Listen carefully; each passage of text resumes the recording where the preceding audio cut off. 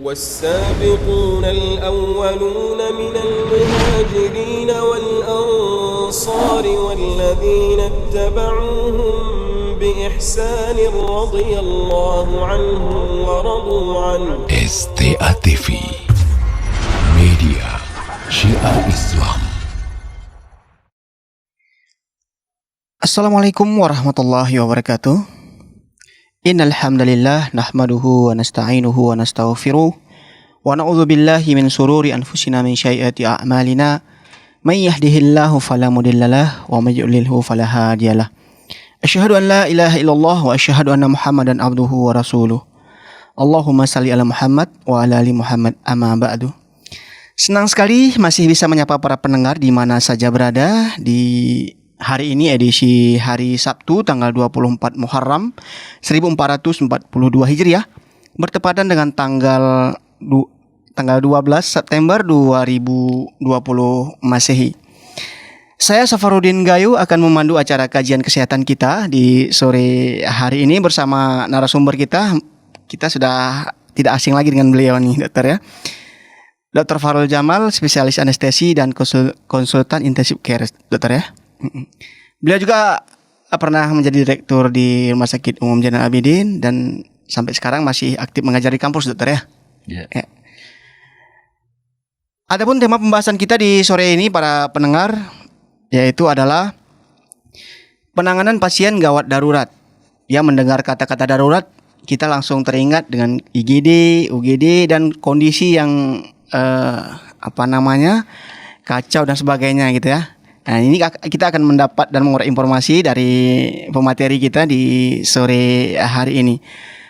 Program kajian kesehatan ini disiarkan oleh 5 radio, dokter, yaitu Radio Syiar Tauhid 96,1 FM Banda Aceh, kemudian Radio Al-Kans 106,1 FM Kota Langsa yang bisa siarnya sampai ke ID dan Tamiang, dokter. Kemudian Radio As-Sunnah Takengon 91,4 FM. Kemudian Radio Vinafira di Luxmawi 101,1 FM. Kemudian Radio Lauser di Aceh Tenggara dengan frekuensi 94,6 FM Kota Candi Aceh Tenggara, dokter. Alhamdulillah di kesibukan para tenaga medis termasuk dokter masih menyempatkan berbagi ilmu dengan kita di sore hari ini. Mudah-mudahan beliau selalu dalam lindungan Allah Subhanahu wa taala.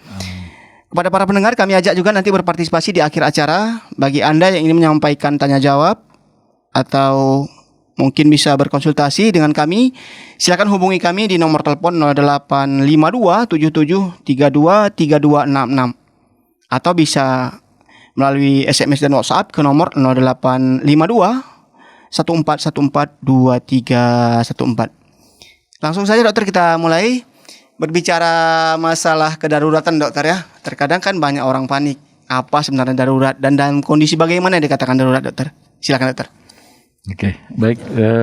Bismillahirrahmanirrahim. Assalamualaikum warahmatullahi wabarakatuh. Waalaikumsalam warahmatullahi wabarakatuh. Pertama-tama puji syukur kita kehadirat Allah atas karunia yang Allah berikan kepada kita. Kita berada dalam keadaan sehat walafiat dan semoga para pemirsa juga diberikan kesehatan oleh Allah SWT. Selanjutnya selawat salam kepada junjungan kita Nabi besar Nabi Muhammad SAW. Yang pertama sekali adalah terima kasih atas waktu yang disiapkan untuk saya sore hari ini. Mudah-mudahan waktu ini menjadi manfaat untuk kita semua. Materi atau diskusi kita adalah mengenai gawat darurat atau kondisi emergensi.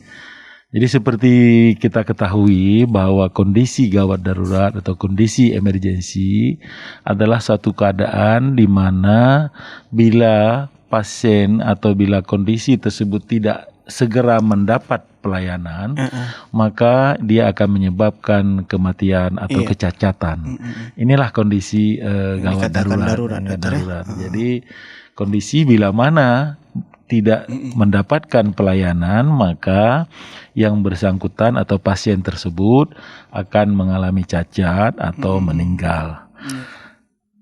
Karena kasus-kasus kegawat daruratan ini atau kasus emergensi ini terjadinya tidak pernah memberitahu lebih dulu. Jadi bisa terjadi di mana saja, apakah di jalan, apakah di kampung, apakah di rumah atau di rumah sakit, di mana saja bisa terjadi dan kepada siapapun bisa terjadi, tidak mesti orang tua, anak-anak, anak muda, macam-macam. Bahkan tenaga medis juga bisa. Tenaga medis bisa juga timbul gawat darurat. Oleh karena itu, pemahaman tentang gawat darurat dan penanganannya ini sangat perlu dipahami oleh tenaga medis dan oleh orang awam. Iya. Jadi sebenarnya ada hal-hal yang harus dipahami oleh masyarakat awam, ada hal-hal yang harus dipahami oleh masyarakat medis sehingga penanganannya menjadi tepat,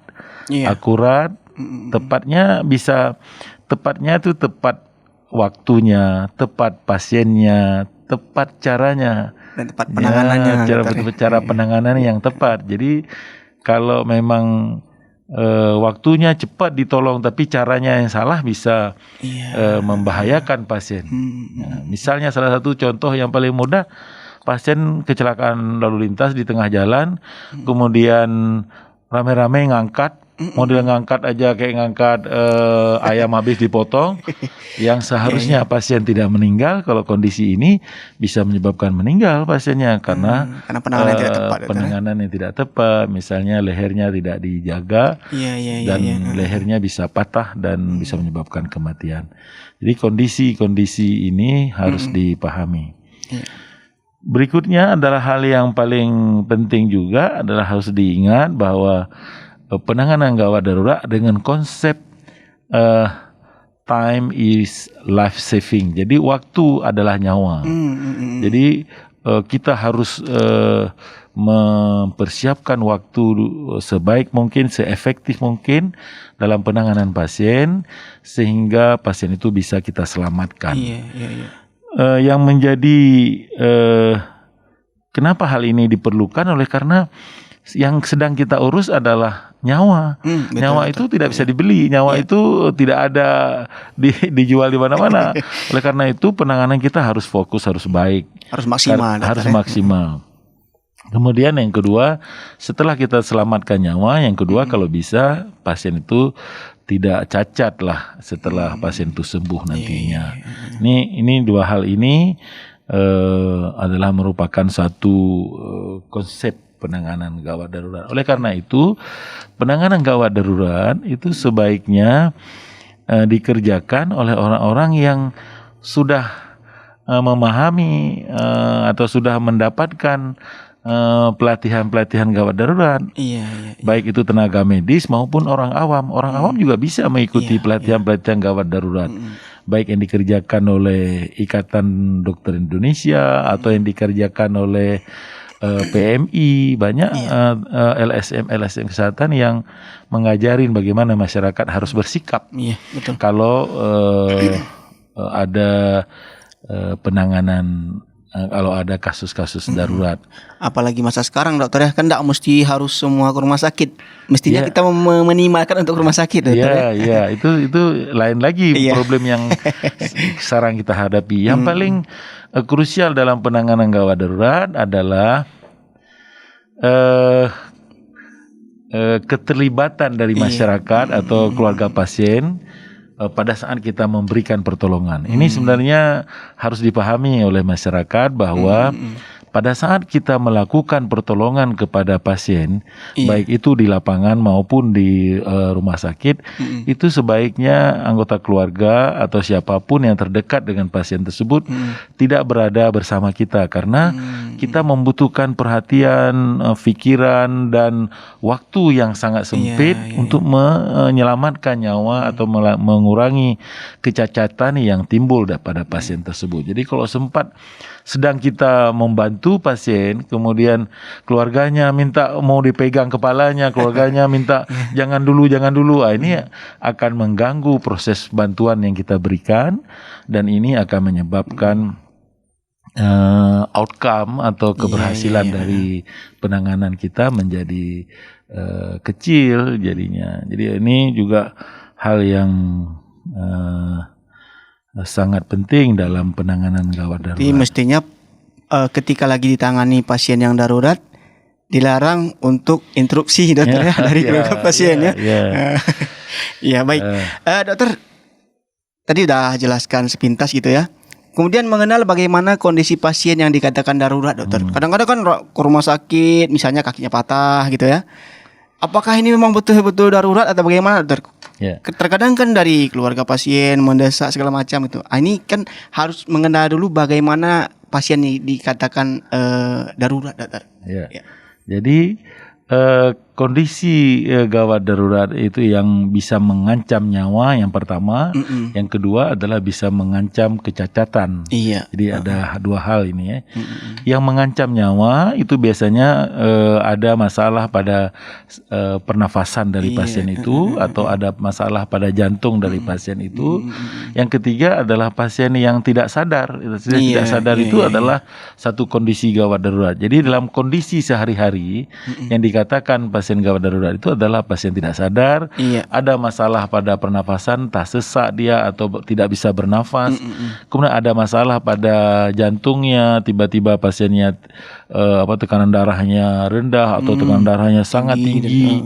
Kemudian denyut jantungnya tidak teraba, tidak bisa dihitung jumlahnya. Ini adalah kondisi-kondisi yang paling sering di masyarakat juga tenggelam, kemudian digigit sama binatang, luka oleh karena kena benda tajam atau luka oleh karena terjatuh dari ketinggian atau kecelakaan lalu lintas. Ini adalah kondisi-kondisi yang memang harus segera mendapatkan pertolongan dari tenaga kesehatan di rumah sakit. Iya. Kemudian dokter, bagaimana aturan penanganan pasien gawat darurat, dokter? Pasti kan ada aturannya, dokter. Jadi dalam menangani penderita-penderita gawat darurat ini, dalam konsep penanganan medis itu yang paling sering menyebabkan kematian lebih awal, masalahnya apa? Masalahnya adalah oksigen. Yang paling cepat menyebabkan pasien meninggal adalah kekurangan oksigen. Iya. Pasien yang kekurangan oksigen biasanya dia oleh karena ada tersumbat jalan nafasnya. Kekurangan oksigen bisa disebabkan oleh karena nafasnya tidak bagus, tidak adekuat.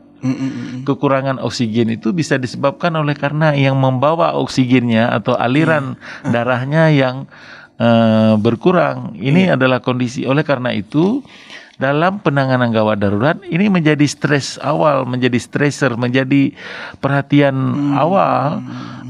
Apa yang pertama kita harus bantu? Yang pertama kita harus bantu bagaimana penyediaan oksigen ini bisa segera diberikan kepada pasien tersebut. Nah, cara penanganannya untuk memudahkan, ini tenaga medis ini yang paling penting dulu. Karena penanganannya adalah kita menggunakan Tuhan sudah anugerahkan ilmu ini kepada manusia sehingga manusia ini bisa menolong dirinya sendiri. Dengan cara bagaimana? Dengan cara abjad, menghitung abjad aja. Bagaimana kita penanganan gawat darurat? A, B, C. Jadi cara penanganan adalah ingat A, ingat B, ingat C. Saya pikir semua kita asal sudah sekolah SD udah tahu A, B, C. Jadi oleh karena itu semua kita seharusnya bisa membantu ini. A itu apa? Bebaskan jalan nafas. Itu tadi saya sampaikan bahwa sering sekali oksigen atau udara ini tidak bisa masuk oleh karena tersumbat jalan nafasnya. Maka yang pertama tindakannya adalah membebaskan jalan nafas. Airway management atau membebaskan jalan nafas. Kemudian setelah kita bebaskan jalan nafas, berikutnya B. B-nya itu apa? Bantuan pernafasan. Nanti kita lihat apakah pasien bernafas atau tidak. Kalau tidak bernafas, kasih nafas kita yang ada sama kita, kasihkan kepada pasiennya. Itu memberikan bantuan pernafasan. Berikutnya adalah sirkulasi atau aliran darah. C, sirkulasi. Jadi itu adalah bagaimana mengupayakan udara atau oksigen yang sudah masuk ke dalam paru-parunya bisa dialirkan, bisa dibawa ke otak, ke jantung, ke paru. Caranya adalah membuat sirkulasi, menekan jantung supaya jantung kembang kempis sehingga sirkulasi atau darahnya bisa mengalir. Berjalan, dokter. Berjalan. Baik para pendengar di mana saja berada, ya pendengar Radio Syiar Tauhid, Radio Al-Kans, Radio As-Sunnah, Radio Finavira, Radio Lauser. Bagi Anda yang ingin menyampaikan pertanyaan, silakan kirim ke nomor 0852 1414 2314 via WhatsApp ataupun SMS. Mungkin bagi Anda yang ingin menghubungi kami secara langsung, silakan telepon di nomor 0852 77 32 3266. Kita lanjut dokter ya. Iya. Ya. Kemudian dokter, bagaimana alur penanganan pasien emergensi di UGD dokter? Di sini kan terkadang banyak pasien yang masuk, kemudian sebagian bingung dokter ya. Ini bagaimana nih? Kemudian mungkin karena panik segala macam, tidak mengetahui prosedur mungkin dokter. Mungkin bisa menjelaskan. Ini bagaimana dokter? Oke, baik. Jadi dalam penanganan emergensi ini dari pandangan medis ini ada dua yang bisa secara garis besarnya. Yang pertama, penanganan gawat darurat di lapangan atau di disaster, di kebencanaan. Yang kedua adalah penanganan gawat darurat di rumah sakit atau di emergensi. Di emergensi itu sebelum pada saat pasien datang ke UGD, itu ada yang disebut dengan triase.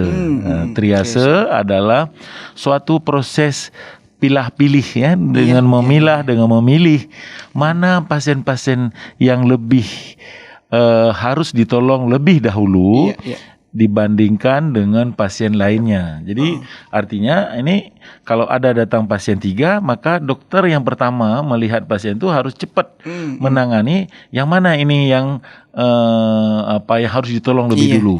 Ini ada kriteria cara memilah-milih ini, yaitu tadi yang mana yang bermasalah airway-nya, yang mana yang bermasalah breathing-nya, yang mana yang bermasalah sirkulasinya.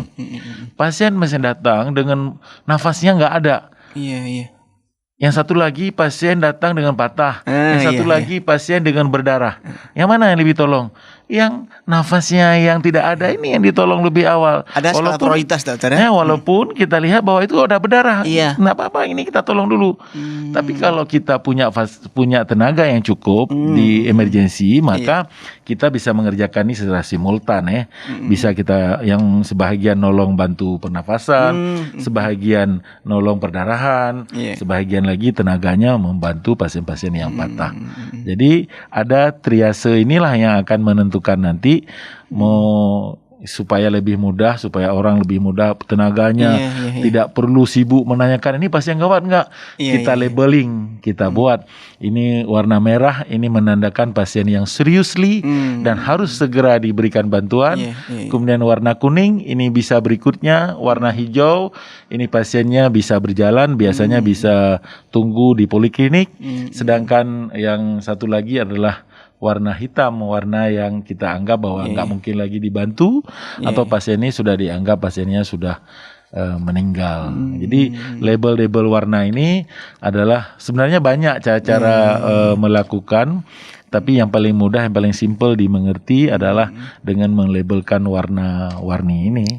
Ini penting bagi masyarakat dokter ya, apalagi bagi keluarga pasien. Terkadang kan mereka protes, kami sudah pertama masuk, data yang lain itu duluan di ini. Gitu, itu di tangan itu kondisi yang tadi saya sampaikan tadi, bahwa kadang-kadang masyarakat melihat bahwa dia ada sakit kepala, ini kok nggak sembuh-sembuh, udah 2 hari, udah makan obat nggak ada mapan, datang ke UGD.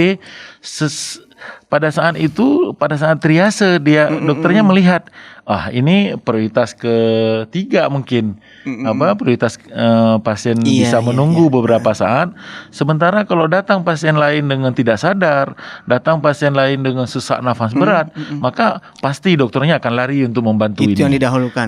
Ini bukan tidak menolong pasien ini, bukan dibiarkan atau bukan ditelantarkan, tapi sesungguhnya ini harus diketahui bahwa dokter sedang membantu orang yang lebih gawat.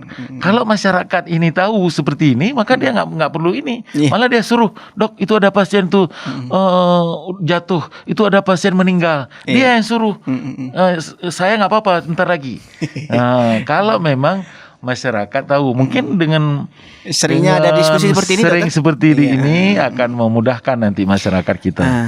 Para pendengar masyarakat di mana saja berada, Radio Syiar Tauhid hadir untuk mengedukasi masyarakat sehingga hal seperti ini bisa kita ketahui dan tidak terjadi hal yang tidak diinginkan antara keluarga pasien dan tenaga medis, dokter ya. Untuk menghindari hal demikian, kita perlu edukasi kepada masyarakat. Selanjutnya, dokter, kondisi pasien bagaimana yang harus ditangani di UGD, dokter? Apalagi dengan masa sekarang ini kan tidak mesti harus ke rumah sakit semua gitu ya. Ya. Jadi di mana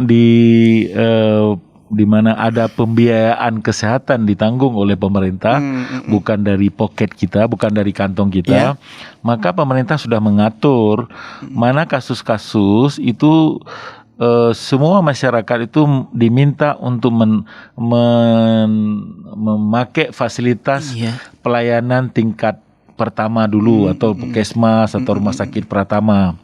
Setelah itu bila nanti dilihat oleh dokter atau tenaga medis di situ ini kayaknya bukan kasus hak dia karena sudah ada disebutkan sekarang hak dokter puskesmas, dokter rumah sakit Pratama, rumah sakit di depan ini sudah ada disebutkan penyakit-penyakit apa saja yang boleh dia tolong diberikan pelayanan, mana yang penyakit yang harus dirujuk atau dikirim. Jadi masyarakat seharusnya meminta pertolongan pertama adalah kepada rumah sakit yang ada di daerahnya, di lingkungannya. Kemudian setelah itu nanti rumah sakit akan menilai ini adalah memang bisa dilakukan penanganan di situ atau tidak. Kalau tidak, maka rumah sakit tersebut akan merujuk pasien ini ke rumah sakit yang lebih tinggi lagi, ke rumah sakit tingkat 2, kemudian bila perlu nanti ke rumah sakit pusat rujukan kita di sini, Zainal Abidin. Iya. Makanya masyarakat harus tahu juga, dokter ya, biar tidak sedikit-sedikit langsung ke UGD rumah sakit umum. Ini kan itu sama dengan membuat musibah di rumah sakit Zainal Abidin ya akhirnya. Semua masyarakat berapa? Hampir 5 juta penduduk Aceh ini semua masuk ke rumah sakit Zainal Abidin, bisa bahaya kalau sakit. Ini selanjutnya kan ada prioritas ya pelayanan di IGD berdasarkan kegawatannya ya. Ada beberapa kategori tingkat kegawatan pada pasien seperti harus segera ditolong, gawat, berpotensi mengalami perburukan, kondisi serius namun bukan kegawatan atau tidak mendesak. Ini bagaimana maksudnya, dokter? Ya, jadi itu tadi saya bilang setelah pasien masuk kita triase, kita bagi-bagi pasiennya ke merah, kuning, hijau. Ini kan untuk memudahkan kita juga. Kita tahu selama ini lampu merah apa? Lampu stop, tidak boleh ada kemana-mana. Ini pasien harus ditolong segera nih. Lampu kuning siap-siap nih. Siap-siapnya artinya ini bisa dikerjakan berikutnya. Kalau hijau dia pasien agak aman ini. Ini biasanya pasien ini bisa disuruh jalan ke poliklinik untuk mendapatkan pertolongan. Jadi ada kasus-kasus yang memang nanti setelah ini kan tindakan awal kita triase awal. Bisa kasus-kasus yang kita lihat berpindah posisinya. Dari merah setelah kita bantu menjadi kuning dia. Kemudian yang kuning juga begitu. Ada kasus-kasus lain yang kuning misalnya dengan sangkaan ada perdarahan di dalam perutnya. Kemudian setelah kita pasang infus, sebelumnya sadar, tahu jadi jelek. Saudaranya turun, kemudian tekanan darahnya turun. Wah, kalau begitu pindah dia ke merah. Jadi labelisasi warna ini atau triase ini sangat bermanfaat dalam memonitor dan melakukan tindakan pada pasien-pasien di UGD. Baiklah, para pendengar, kita jeda dokter, nanti kita lanjutkan kembali. Bagi para pendengar di mana saja berada, pendengar Radio Syiar Tauhid, Radio Al-Kans, Radio As-Sunnah Takengon, Radio Finafir Al-Usmami, Radio Lauser Kota Cane. Mungkin setelah kita jeda, silakan kirimkan pertanyaan ke 0852 1414 2314 atau nanti bisa dihubungi kami di nomor 0852 77323266. Kita jeda sesaat. Baiklah para pendengar, kita lanjutkan kembali perbincangan kita bersama Dr. Fahrul Jamal, spesialis anestesi dan konsultan intensive care. Bagi para pendengar yang baru bergabung, tema pembahasan kita di sore hari ini adalah penanganan pasien gawat darurat. Ya, insya Allah para pendengar nanti bisa mengirimkan pertanyaan atau menelpon kami di nomor yang sudah kami sebutkan tadi. Kita lanjut, dokter ya. Ya, baik. Pertanyaan selanjutnya nih dokter. Jika terjadi kedaruratan di kampung misalnya ya, apa yang harus dilakukan pertama kali dokter? Ya, oke, baik. Ini pertanyaan bagus. Inilah yang perlu mungkin saya tekankan pada pertemuan ini adalah kalau kita atau masyarakat awam menemukan tiba-tiba tidak sadar atau menemukan pasien atau keluarganya tiba-tiba jatuh di depannya, maka jangan pernah membawa lari pasien ini ke rumah sakit terlebih dahulu. Tapi apa yang dikerjakan, kerjakanlah sesuatu supaya jangan-jangan pasien itu malah dengan kita bantu, dia tidak perlu kita bawa rumah sakit, langsung pasien itu bisa sadar kembali. Ya. Biasanya pasien yang jatuh tiba-tiba itu sering disebabkan, apalagi umurnya sudah 40 tahun ke atas, 40, 50, 60 tahun, itu sering oleh karena jantung. Paling sering oleh karena jantung. Oleh karena itu, kalau pasien tiba-tiba jatuh di depan kita tidak sadar, maka coba lihat, pastikan dulu betul nggak tidak sadar, panggil dia. Kalau tidak sadar beneran, lihat nafasnya. Kalau nafasnya kan mudah kita lihat, ada gerakan dada ya, gerakan dada naik turun. Kalau kita lihat gerakan dada tidak ada, maka tindakannya bukan bawa lari ke rumah sakit. Pasien ini harus segera kita tekan dadanya. Kita bantu memberikan memberikan aliran supaya jantungnya bisa mengalirkan darah yang mengandung oksigen yang ada di dalam darah pasien tersebut. Oleh karena itu, istilahnya sekarang siapapun masyarakat bisa membantu orang untuk hidup. Jadi istilah bahasa kerennya, everyone can save life. Di semua orang bisa menyelamatkan nyawa. Nah, kenapa? Bagaimana caranya? Cuma tekan aja dinding dadanya, di dada depan, tekan kuat. Lebih dari 100 kali per menit, itu biasanya jantung yang tadi berhenti bisa muncul lagi. Sehingga kita bisa membawa dengan santai ke rumah sakit. Kita bisa lihat rumah sakit mana yang kita tuju. Tapi kalau pasien tiba-tiba jatuh di depan kita, kemudian bukan memberikan bantuan, malah kita panggil mobil, kita panggil becak, kita naikkan ke becak, kita bawa lari ke rumah sakit, malah ini adalah bisa menyebabkan kematian biasanya. Oleh karena itu, sekarang kita diminta supaya masyarakat paham, mengerti dan tahu masalah ini, sehingga bisa dibantu pasien yang tiba-tiba tidak sadar yang ada di masyarakat. Tapi kalau memang sakitnya sudah lama dan tidak sadarnya sudah beberapa jam sebelumnya atau sakitnya sudah beberapa hari, tentunya yang pertama minta pertolongan adalah ke tenaga kesehatan. Tenaga kesehatan yang ada sekelilingnya. Jadi ada juga sekarang yang tren seolah-olah kalau ada sakit tidak sadar ini merampot, istilahnya kena jampi-jampi macam-macam. Aduh, ini saya mau clearkan pada kesempatan ini ya. Kita sering ngomong, masyarakat sering ngomong bahwa yang membantu orang-orang yang merampot ini itu namanya orang pinter kan. Jadi kemana dibawa ke orang pinter dulu? Ini salah nih. Kalau ada masalah kesehatan, bawa dulu ke orang bodoh. Setelah nggak mampu nanti baru bawa ke orang pinter. Jadi jangan dibalik, dibawa ke orang pinter lebih dulu, bisa gawat dong. Ntar kalau nggak mampu dia atau nggak berhasil gimana? Bawa kemana? Ke orang bodoh? Kan nggak mungkin ya. Jadi ini perlu dikoreksi ya, masyarakat harus minta tolong masalah kesehatan. Minta tolonglah kepada tenaga kesehatan, oleh karena tenaga kesehatan semua daerah sekarang ada, semua kampung, semua desa tersedia. Jadi seharusnya mudah. Apalagi pembiayaan kesehatan. Sekarang udah gratis dokter. Karena semua masyarakat Aceh insya Allah dimudahkan oleh pemerintah. Jadi paling mudah. Aceh ini termasuk selama Mekah benar-benar nih. Harus bersyukur kita banyak, dokter. Iya, iya. Selanjutnya, dokter, mungkin rangkaian dari pertanyaan saya tadi. Terkadang ketika pasien yang dibawa ke rumah sakit provinsi misalnya, itu kondisinya dokter sudah sangat parah sekali. Ini berarti kan bisa dikatakan penanganannya lambat, dokter. Bisa jadi mungkin dia pergi ke orang pintar tadi dulu, dokter, baru ke rumah sakit kan. Ini bagaimana nasihatnya, dokter? Ya, jadi perlu diketahui makin cepat kita mengetahui pasien tersebut dalam kondisi kritis, itu akan makin cepat kita memberikan bantuan, maka hasilnya akan lebih mudah untuk kembali kepada keadaan normal.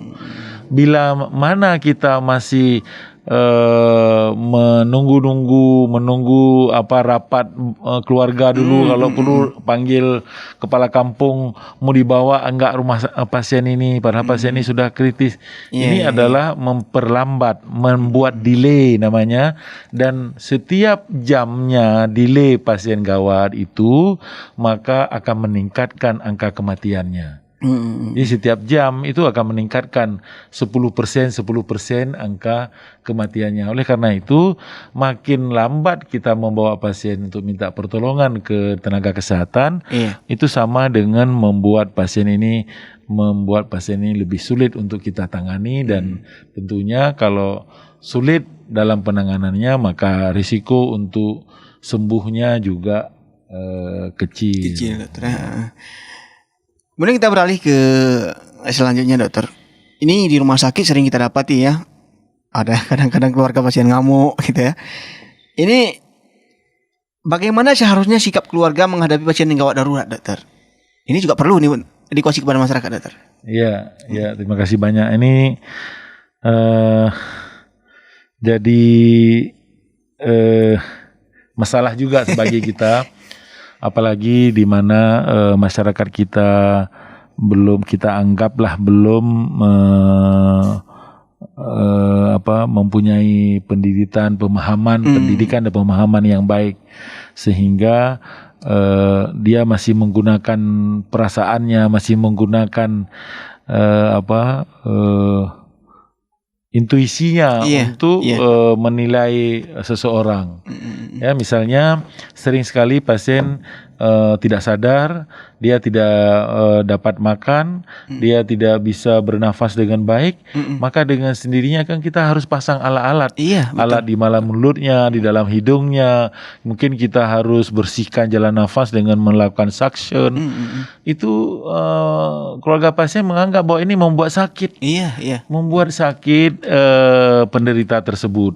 Ini adalah, makanya tadi kita sampaikan dari awal, kalau bisa jangan ada keluarga di samping kita sedang membantu pasien gawat, karena ini akan dilihat oleh keluarga, kok dibuat menderita keluarganya. Padahal untuk diketahui ya, pasien yang tidak sadar itu dia tidak bisa mengetahui apa yang dikerjakan kepada dirinya. Banyak pasien yang saya tanganin di ICU, di rumah sakit, itu pasien padahal kita sudah bantu, sudah tekan-tekan dadanya, sudah kita masukin alat ke dalam mulutnya, ke dalam paru-parunya. Setelah sadar saya tanya, tahu nggak kemarin saya kerjain apa aja? Nggak tahu, nggak terasa, nggak. Jadi sebenarnya pasien-pasien tersebut itu tidak merasakan. Jadi jangan dipakai perasaan. Makanya perasaan orang yang sehat. Jangan.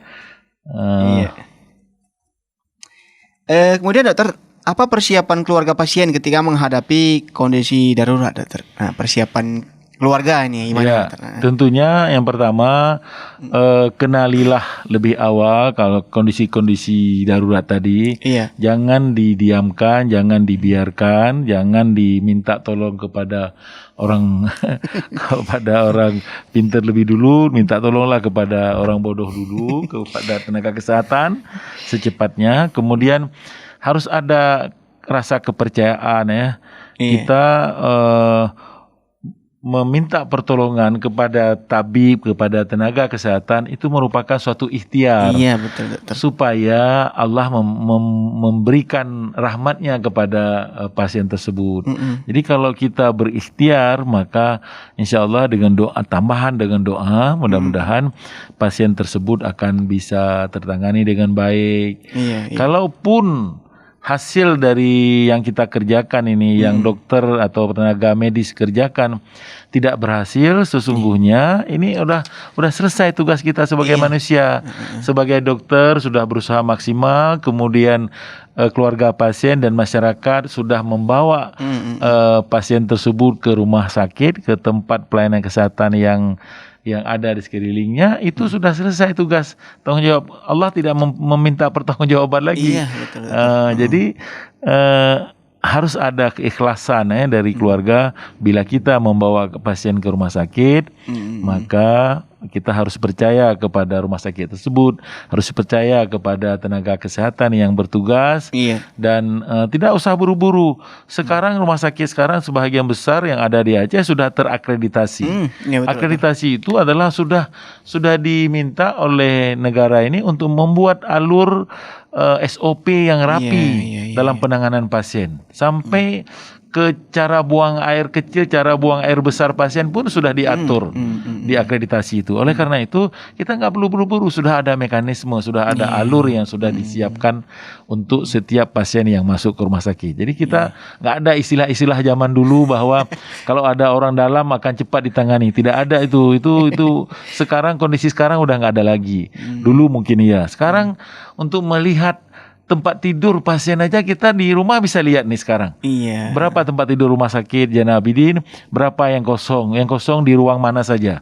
Begitu terbukanya ada teknologi. Secara online, dokter, ya? Online. Jadi tidak ada lagi istilahnya kalau nggak kita ada orang dalam nggak ada tempat tidur, nggak ada itu mimpi-mimpi kita zaman dulu lah ya. Dokter, ini sudah ada pertanyaan masuk nih, dokter. Ya, bagi Anda yang ingin bertanya silakan kirimkan via SMS ke nomor 0852 1414 2314 atau bisa hubungi kami di via telepon di 0852 7732 3266. Kita baca, dokter, pertanyaan yang masuk. Bagaimana cara memberikan pertolongan pertama pada penderita epilepsi, dokter? Ya. Terima kasih banyak. Dari siapa namanya? Nggak disebutkan. Oke, baik. Terima kasih pertanyaannya. Dan kasus epilepsi ini kasus yang juga banyak ada di sekeliling kita. Epilepsi itu pada saat serangan itu biasanya pasiennya kejang, kan? Kejang, kemudian tidak sadar, jatuh tiba-tiba. Oleh karena itu yang pertama kita menjaga supaya nafasnya bebas, jalan nafasnya, airway tadi. Jalan nafasnya bebas. Bagaimana cara menjaga jalan nafasnya bebas? Kita pegang dagunya, kita usahakan supaya pasien mendongak sedikit, mendongak ya. Istilah kedokteran ekstensi ya, mendongak sedikit. Ini akan memberikan supaya jalan nafasnya terbuka. Kemudian segera berikan obat untuk epilepsi itu untuk mengurangi kejang. Kalau tidak ada, maka kita tunggu beberapa saat kemudian pasien akan selesai serangan epilepsinya, dia akan bisa bernafas kembali. Itu pertolongan pertamanya, dokter? Ya, yang pertama adalah kita harus bebaskan jalan nafas supaya jalan nafasnya terbuka sehingga oksigen bisa masuk ke dalam tubuhnya. Karena tadi oksigen adalah kebutuhan yang sangat penting di dunia ini. Tidak ada kebutuhan lain yang paling penting kecuali oksigen. Beberapa saat saja oksigen tidak dapat, pasien sudah pingsan. Kalau lebih 2-3 menit pasien malah bisa mati. Jadi oksigen ini yang paling aneh lagi, kekuasaan Allah, tahu enggak? Oksigen paling penting di dunia. Kemudian itu pula yang Allah kasihkan gratis tanpa ada perlu usaha. Pernah nggak terpikir? Dibayar, masya Allah. Enggak. Makanan kan kadang-kadang kita dapat juga gratis, tapi ada usaha kita. Iya, betul. Buka mulut minimal. Ya enggak? Minum harus buka mulut. Air harus buka mulut kan? Bisa nggak disemprot tinggi itu terus masuk? Nggak bisa. Oksigen tanpa usaha apapun dia akan masuk ke dalam tubuh, dan itu adalah hal yang paling penting. Artinya apa nih? Kalau begini, makanya dibilang rahmat, banyak kali rahmat Allah. Ini saja nggak bisa kita dapat nih, nggak bisa mempertanggungjawabkan nih kasih sayang Allah kepada manusia. Bagi yang lain dokter ya. Pertanyaan selanjutnya dokter dari hamba Allah di Banda Aceh. Bagaimana penanganan pertama kepada orang yang terbentur kepala dokter? Nah, ini bagaimana nih? Ya, kalau kepala terbentur kan ada kemungkinan pasiennya sadar atau tidak sadar. Tapi yang paling penting adalah kepada pasien yang sadar itu kita rebahkan dengan kepala kita buat lebih tinggi, ya. Kalau pasien tidak sadar, ini yang hati-hati, jangan diberikan bantal kepada pasien tidak sadar, malah dibuat lurus dan diusahakan supaya mulutnya tetap terbuka. Di caranya bisa dengan mendongakkan. Kalau terbentur kepalanya karena kecelakaan lalu lintas, nah ini hati-hati. Permainan lehernya nih harus dijaga lehernya, jangan didongakkan dengan cara kasar seperti itu. Tapi kalau memang dibentur kepalanya misalnya setelah benturan dengan dinding gitu, mungkin dia nggak sadar, kemudian berikutnya adalah kita menjaga supaya airway-nya, jalan nafasnya kita bebaskan. Itu yang paling penting. Kemudian kita lihat nafasnya, kalau nggak ada nafas, kasih nafas, bantu kita. Jadi cara konsep yang paling simpel adalah dalam penanganan pasien, apa yang tidak ada dari pasien itu kita ini yang hidup ini yang memberikan. Apa yang nggak ada dari pasien itu? Oh, dia nggak bisa memasukkan udara ke dalam badannya, kita masukkan udara ke dalam paru-paru pasien tersebut. Apa yang nggak ada, jantungnya nggak berdenyut, ya udah kita bantu, kita tekan supaya jantungnya berdenyut. Jadi ini selanjutnya dokter, ini juga penting mungkin ya. Waktu kita tinggal 5 menit lagi nih dokter. Apa nasihat dokter dan tim medis kepada para pendengar dalam menghadapi kondisi seperti sekarang ini dokter? Kondisi sekarang ini, apalagi kondisi yang sedang hangat kita dan sedang ada sekeliling kita, yaitu kondisi pandemi COVID-19. Ini adalah satu infeksi virus yang sangat cepat penularannya. Dan kalau mungkin bahasa orang awam nih sebenarnya taun nih. Taun. Wabah dokter ya. Yang tidak, dia sebenarnya bukan makhluk hidup yang bisa hidup di dunia luar.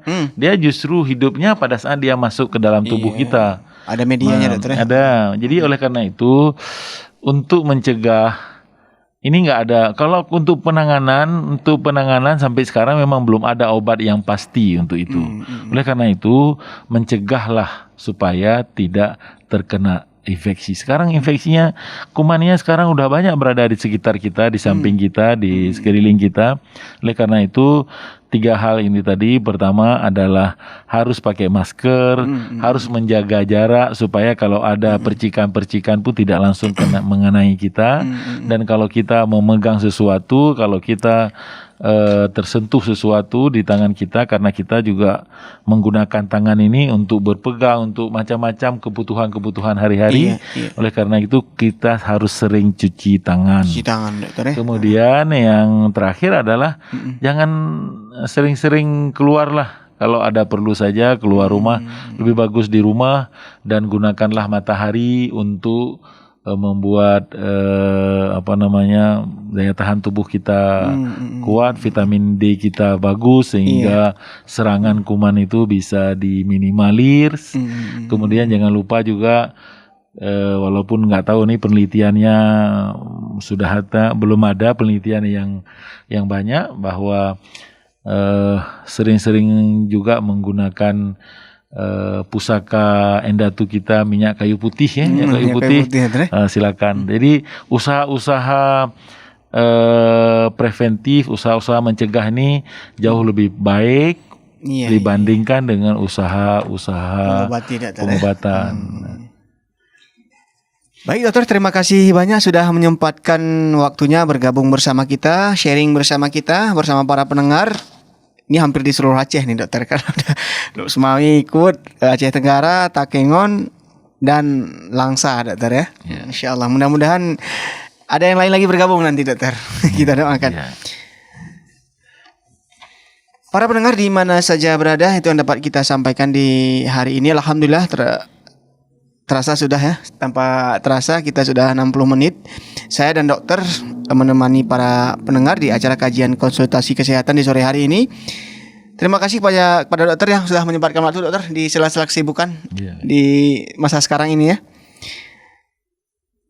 Kemudian terima kasih kepada para pendengar setia yang sudah ikut berpartisipasi. Kemudian kepada tim-tim di daerah nih yang ikut menyiarkan siaran kita di sore hari ini. Mudah-mudahan kerjasama yang baik ini bisa berlanjut dan terus memberikan manfaat lebih luas kepada masyarakat.